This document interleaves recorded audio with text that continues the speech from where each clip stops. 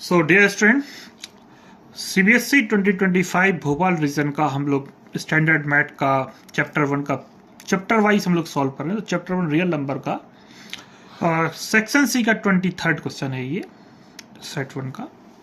तो आप देख सकते हैं जैसा कि स्क्रीन पर, find the smallest number which is divisible by both 644 and 462।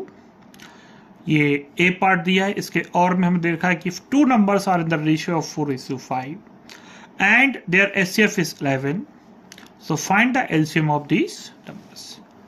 तो चलिए बच्चों हम लोग इसको देखते हैं। 3 नंबर में क्वेश्चन था, सॉल्यूशन। पहला ए पार्ट देखते हैं।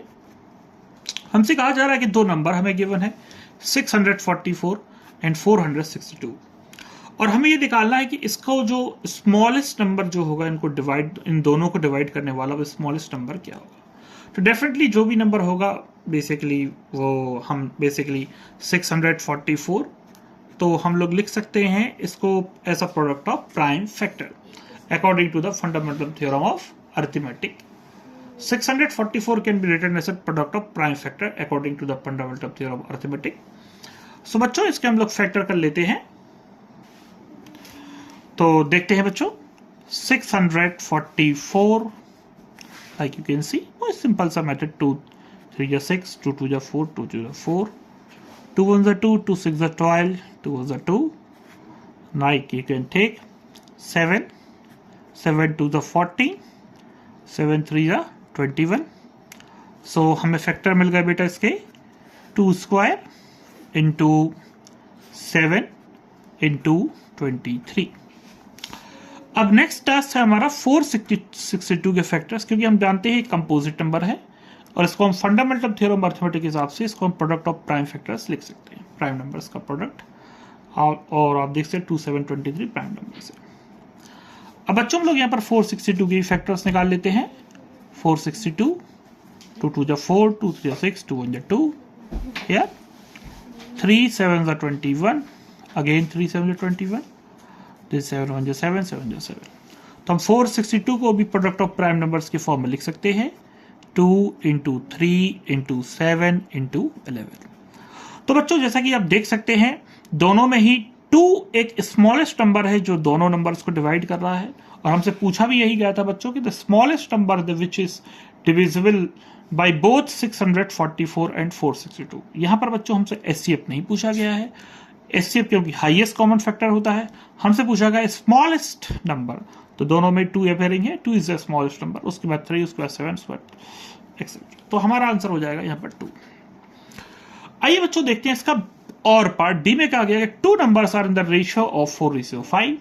तो 2 नंबर्स हैं, उनका रेशियो 4:5 है, एंड देयर एचसीएफ इज 11। अगर उसका एचसीएफ 11 है तो फिर एलसीएम क्या होगा उन नंबर का। तो देखिए बेटा हम लोग देखते हैं सॉल्यूशन पार्ट बी। अगर हमें 2 नंबर्स दिए गए हैं और उनका रेशियो 4:5 है, तो let we assume the numbers are 4x and 5x। ठीक है, तो देखो बच्चों 4x और 5x 2 नंबर्स है, इसका एचसीएफ क्या है x, और हमें एचसीएफ की वैल्यू बच्चों क्वेश्चन में गिवन है, एचसीएफ है बच्चों 11। तो यहाँ पर जो नंबर्स हो जाएंगे हमारे पास 2 नंबर्स हो जाएंगे, वो हो जाएंगे मान लीजिए a इक्वल टू 4x और b इक्वल टू 5x। ये हमने, और यहाँ पर दोनों का एचसीएफ है x, यहाँ ये हाईएस्ट कॉमन फैक्टर।